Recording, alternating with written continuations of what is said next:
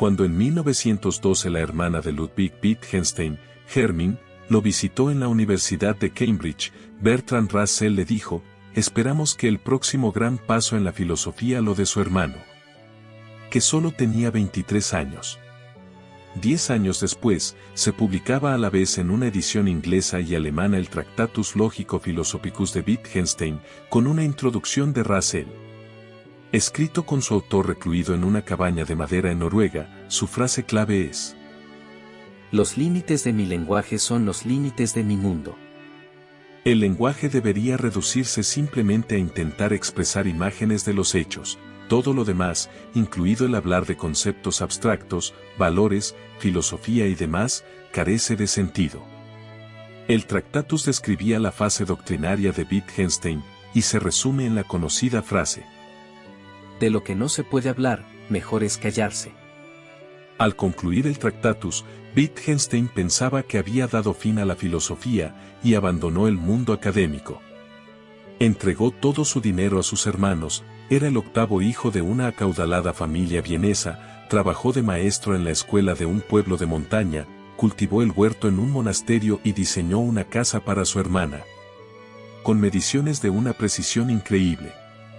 Pero en 1929 regresó a la Universidad de Cambridge como investigador y más tarde pasó a ser profesor de filosofía. Las investigaciones filosóficas se publicaron póstumamente. Como él mismo señala en el prefacio, el libro lo componen observaciones, afirmaciones y pensamientos que a menudo parece que saltan de un tema a otro. Quiso tejerlo todo en un texto fluido, pero decidió que darle una dirección a la obra la hubiera dotado de artificialidad. Con su contenido mayoritariamente de experimentos mentales y juegos de palabras, es de más fácil lectura que el Tractatus, y no pretende tener la exactitud del libro anterior. Pero en ambos, más importante casi que el propio texto es lo que Wittgenstein no dice, de forma deliberada.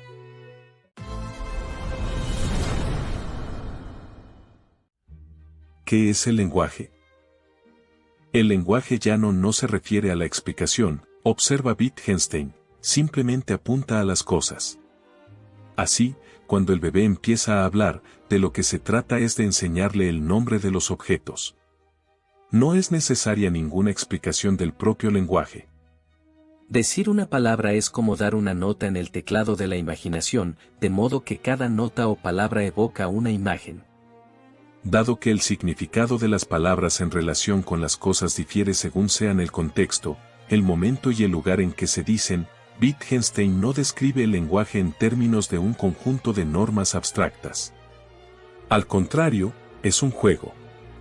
De niños, pasamos de unas palabras que casi son literalmente cosas, por ejemplo, la palabra silla pasa a significar silla en nuestra mente, a la comprensión de que las palabras significan cosas. Con el uso de vocablos más abstractos como esto y allí. Después, empezamos a pensar en términos de categorías. De esta forma, dice el autor, crece el lenguaje. Podemos entender nuestro lenguaje como una ciudad antigua, un laberinto de calles y plazas pequeñas, de casas viejas y nuevas, y de casas con añadidos de diversas épocas. Y todo ello rodeado por una multitud de barrios nuevos con calles rectas y casas uniformes. Wittgenstein expone la notable diversidad de los juegos del lenguaje, ilustrando cómo cada uno sirve distintos propósitos y situaciones. Entre ellos, encontramos actos como dar y recibir órdenes, describir el aspecto de un objeto o sus medidas, formular y comprobar hipótesis, narrar y leer historias, idear y contar chistes. Traducir entre lenguas y expresar acciones como pedir, agradecer, maldecir, saludar o rogar. Observa lo siguiente. Es interesante comparar la multitud de herramientas del lenguaje y las formas en que se usan, la multitud de tipos de palabras y frases, con lo que los lógicos han dicho sobre la estructura del lenguaje. Con estas palabras, Wittgenstein admite que se equivocó al entender el lenguaje como un medio para describir el mundo, es mucho más. Las palabras no solo nombran las cosas, sino que suelen transmitir un significado muy detallado, y muchos significados distintos de la misma palabra. Habla de expresiones como agua, ay, socorro, y pregunta. ¿Podemos decir realmente que estas palabras no son más que nombres de objetos? El lenguaje, pues, no es una lógica formal que marque los límites de nuestro mundo, como él había asegurado, es un medio creativo y de curso libre para hacer nuestro mundo. La profundidad y la variedad del hacer del lenguaje son lo que nos distingue de otros animales. Ordenar, preguntar, relatar, charlar forman tanta parte de nuestra historia natural como andar, comer, beber y jugar. Las palabras dichas muchas veces significan menos que la forma en que se dicen y el conjunto de la cadena de habla. Cuando pedimos a alguien que nos traiga una escoba, no lo formulamos como, por favor, tráigame un palo con un cepillo añadido en su extremo. La lengua no divide las cosas en piezas lógicas, sino, en el mejor de los casos, procura que la representación de los objetos reales pierda importancia al lado del uso que se les da. Pedir que nos traigan una escoba puede ser otra forma de decir que nos vamos a poner a barrer, y así lo puede entender enseguida la otra persona. Una palabra no tiene existencia propia, sino que forma parte de una familia de significados. Wittgenstein se extiende, por ejemplo, en identificar lo que queremos decir con la palabra juego. Repasa y agota todos los tipos posibles de juego, los juegos de mesa, los deportes, los juegos infantiles, etc., y es incapaz de distinguir qué es y qué no es un juego. Sin embargo, todos sabemos que es un juego. Una vez más, esto debería enseñarnos que las definiciones no importan cuando existe un significado. Dicho de otro modo, el lenguaje no dicta los límites de nuestro mundo. No tiene normas puras y duras, ni lógica objetiva, como han pretendido identificar los filósofos. El lenguaje es una construcción social, un fuego en que el orden es variable y evoluciona a medida que procedemos. Nombrar las cosas, señala Wittgenstein, es un proceso oculto que los filósofos llevan a la exageración. Establecen relaciones entre los nombres y los objetos por el puro deseo de que existan esas relaciones. Los problemas surgen cuando los filósofos entienden el nombre de una idea o concepto como un bautismo, un momento importante, cuando de hecho lo que importa es el significado contextual, no los nombres. La auténtica filosofía, dice Wittgenstein, es una batalla constante contra el embrujo de nuestro entendimiento por medio del lenguaje. El lenguaje privado. Wittgenstein plantea la cuestión del lenguaje privado, o las palabras o significados que nos damos a nosotros mismos para describir ciertos estados interiores o sensaciones. Estos significados privados no son realmente lenguaje, porque el lenguaje exige algún enclave exterior y social en el que se pueda confirmar su significado. Wittgenstein imagina a diversas personas, cada una de ellas con una caja dentro de la cual tiene algo que todas van a llamar escarabajo. ¿Qué ocurre si lo que hay en las cajas es completamente distinto en cada caso? Esto demuestra que los nombres de las cosas, si se hacen privados, realmente no son nombres en modo alguno, porque los nombres exigen un común acuerdo en lo que se refiere a su significado.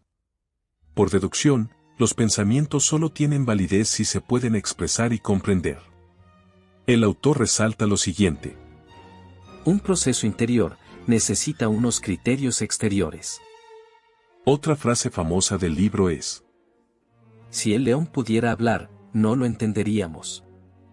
El lenguaje depende de un acuerdo común sobre su significado, y los animales tienen por naturaleza un orden de significado completamente distinto. El león, por ejemplo, ve a alguien que vaya andando por la sabana no como una persona, sino como una posible fuente de alimento.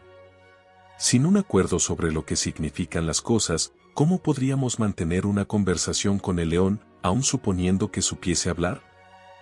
Wittgenstein aplica la idea a la entrada en un país extranjero.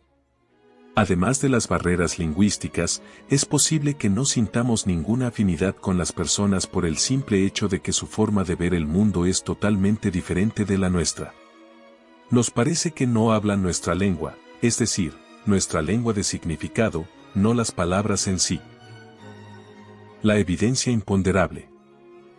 El problema de la psicología como disciplina, dice Wittgenstein, es que pretende estudiar a los seres humanos en términos de evidencia. pero gran parte de lo que sabemos sobre qué mueve a las personas se basa en una información imponderable.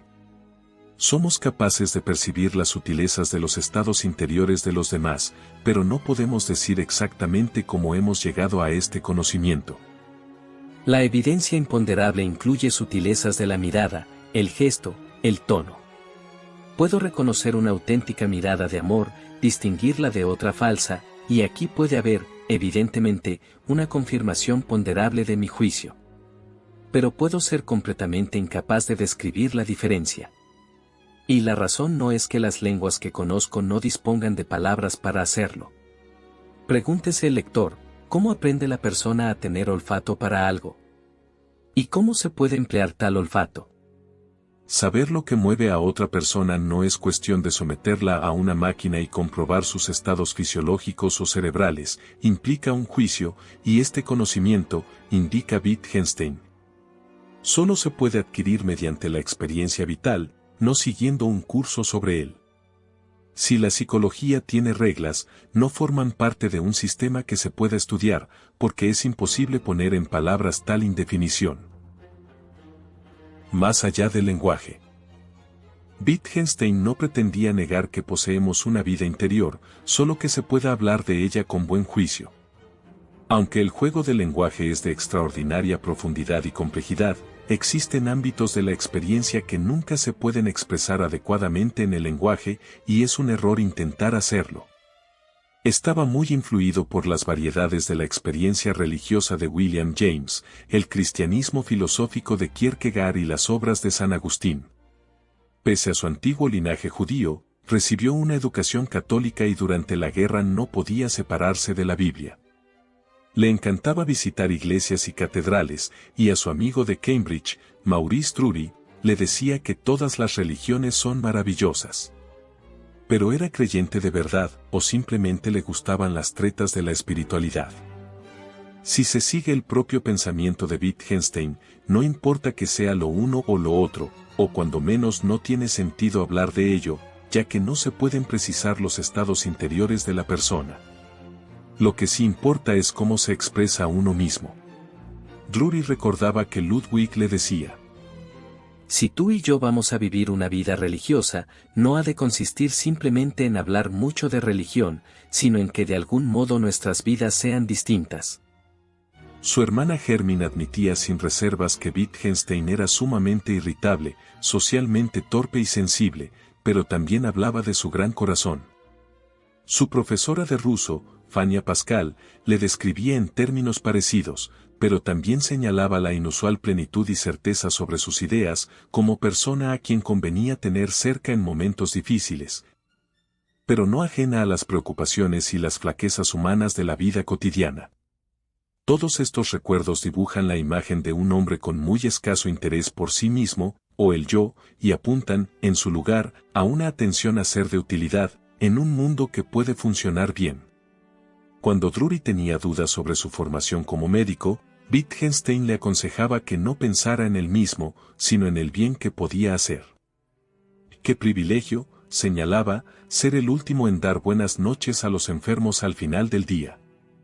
Aunque para él fuera importante, Wittgenstein consideraba que su trabajo era un simple juego más, frente a la propia vida, el lenguaje y el filosofar no eran nada.